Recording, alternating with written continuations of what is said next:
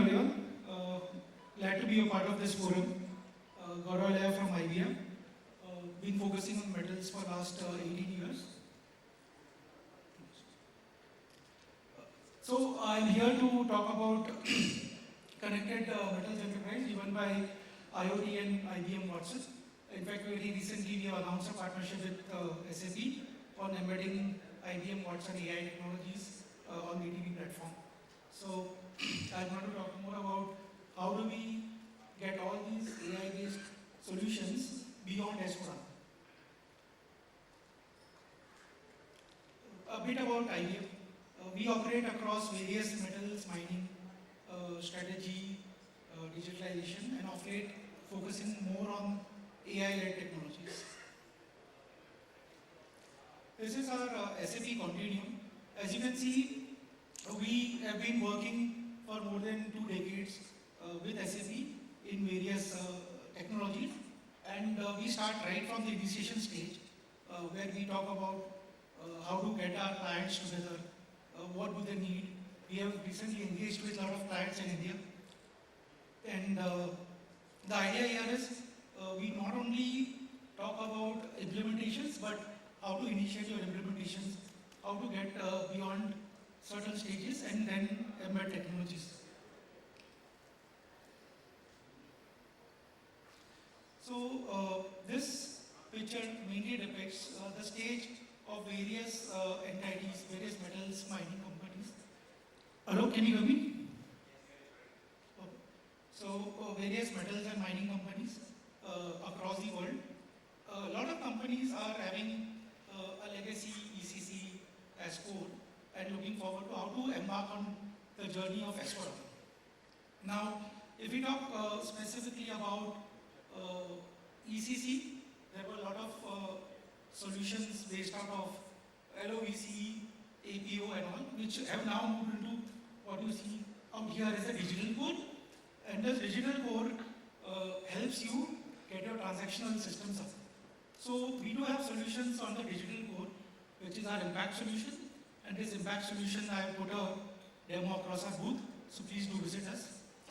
And then I'm talking more about this evolution platform, which is using all the next-gen technologies. How do we embed them beyond the S4 journey?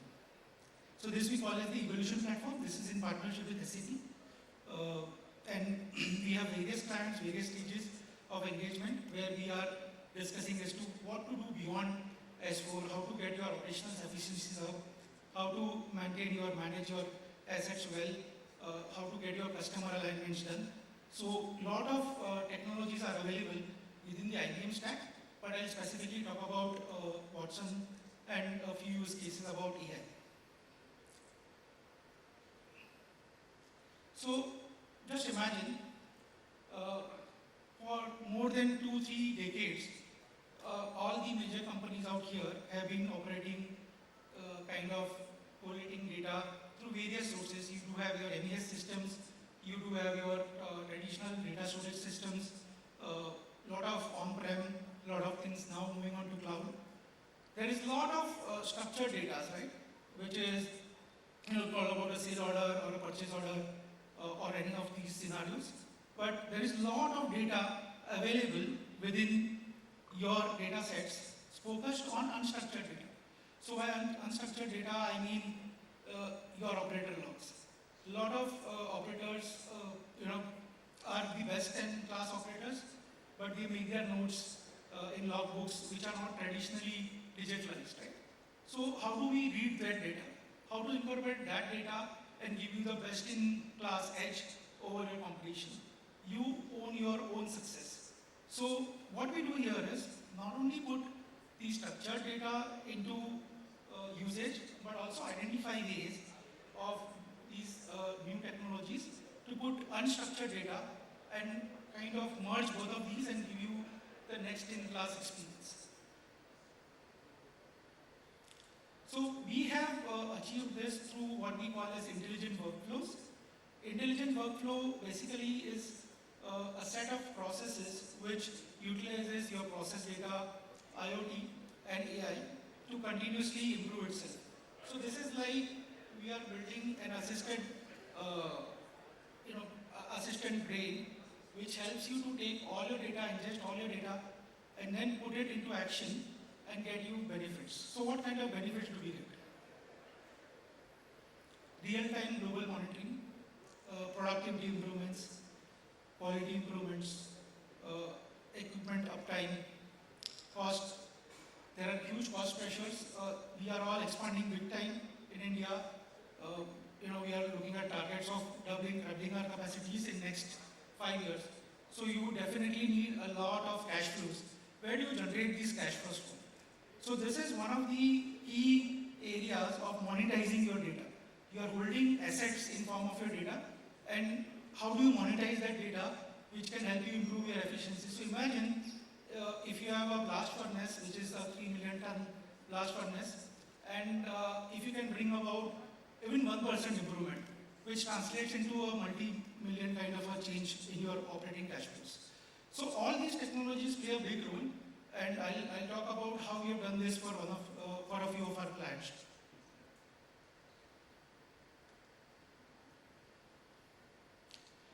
Data monetization in AI using in AI in the realm of metals. So we have use cases across various aspects, right? Be it a product aspect, be it a customer aspect, or be it an asset or process, schedule optimization. All these are real use cases which we have already implemented at a lot of our clients. And the idea here is that you can see there are some companies which are at the very initial stage of your move to data and AI realm, and a lot of companies which have been doing this for last 3, 5, 6 years, and now coming to us saying that we have reached a certain plateau. How can we even go beyond that and improve our operations, improve our successes in whatever we have been doing? And all of these use cases will lie in one of these regimes, so as I call them. The idea here is that you have the best of people, you have the best of assets, but are you best in class? How do you get it? So I talk about a very typical scenario, and this is applicable across the board, be it iron ore, or be it smelting or copper or any of these solutions. So you have a typical workflow. There is a blast furnace which is having almost like 3,000 variables. There are a lot of places, feedstock monitoring, mixing, optimization. How do you kind of get to the next generation of operating this blast furnace? So we have been approached by clients who say, can you help me predict ahead of time? Can you help me stabilize my operations? Can you help me get I have like 100 kind of people who are running various aspects of blast furnace I am making. Can you make everyone at such a level that they will do as good as my best operator? So these are the kind of talks that we do with our client, and they come to us with all these requirements. At the same time, ensure right quality, ensure reduction in the cost, ensure higher throughputs, and ensure stable operation so that we can manage our assets well. If blast furnace stops, you all know that the next things are just downtime and difficulties ahead. So we were approached with these kind of requirements, but we did. So we identified very small baby steps as to what can we look at very initial stage. So let's focus on, let's say, a feed mix, right? So let's start monitoring your feed mix. Identify what elements which are going in your blast furnace are causing certain kind of disruptions. So what we do here is ingest all your data into our AI models and kind of build a learning pattern. So this is like what typically a supercomputer with all the human abilities can do is what we try to achieve here. So we have all the input variables, we have all the data which is available with us.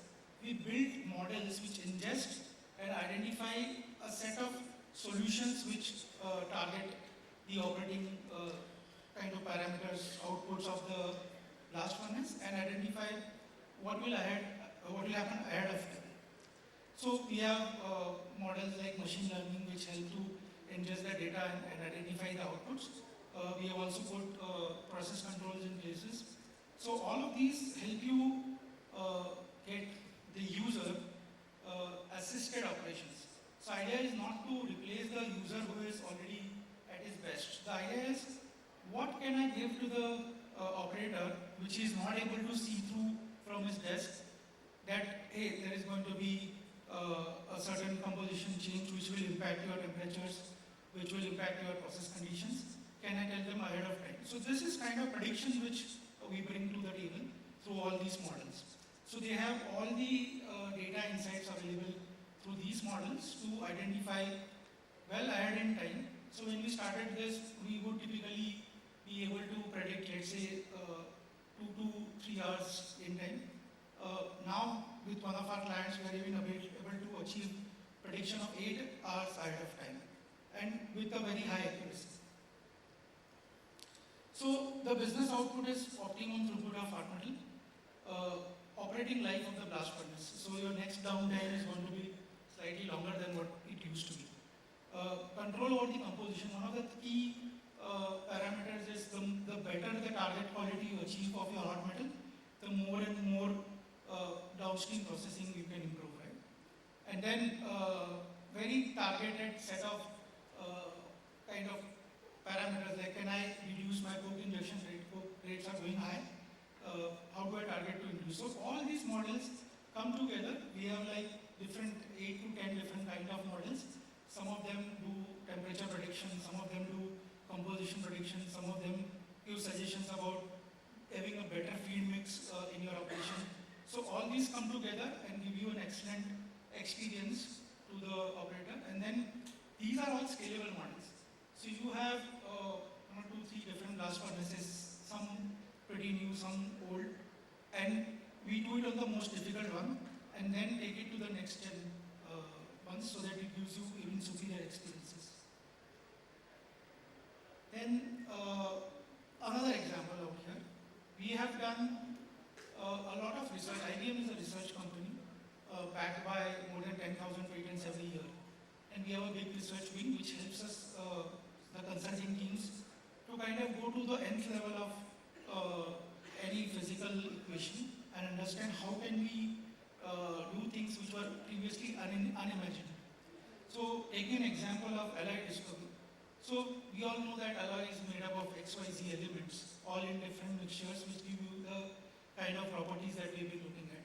So we have done this with one of our aluminum majors, where what really happens is we have known alloys, we have a set of various PhD level references which are available to us.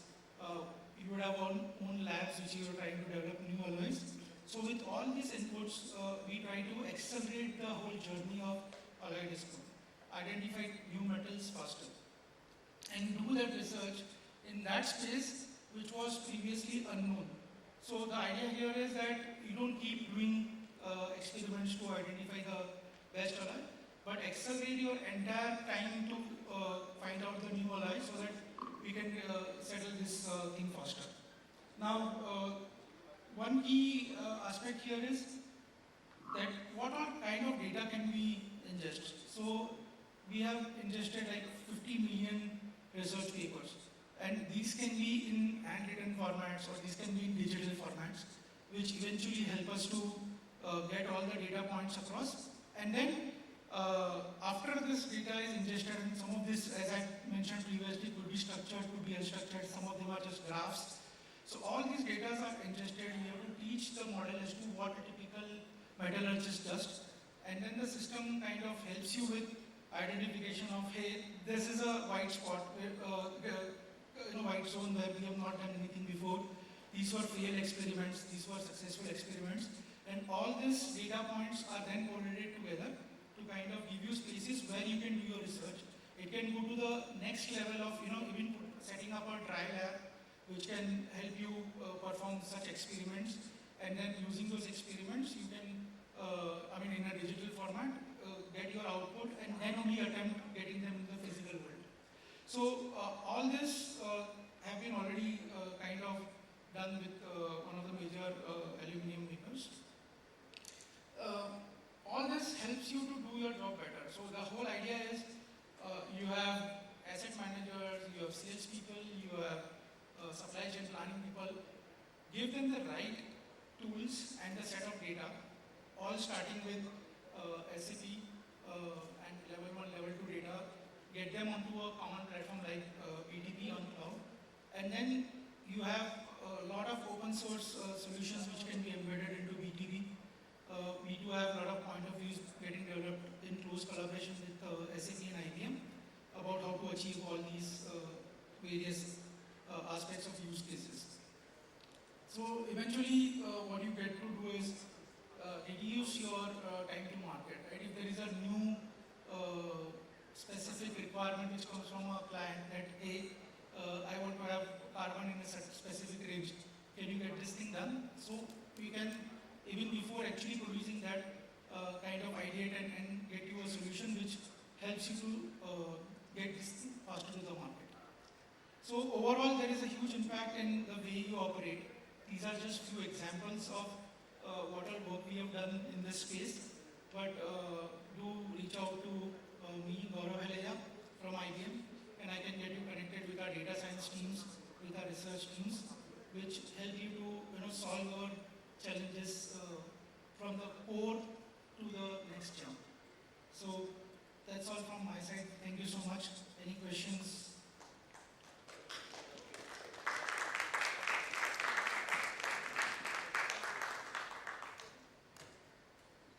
So how many of you out here, maybe I just have 3 minutes, let me utilize that, have actually embarked on such a journey?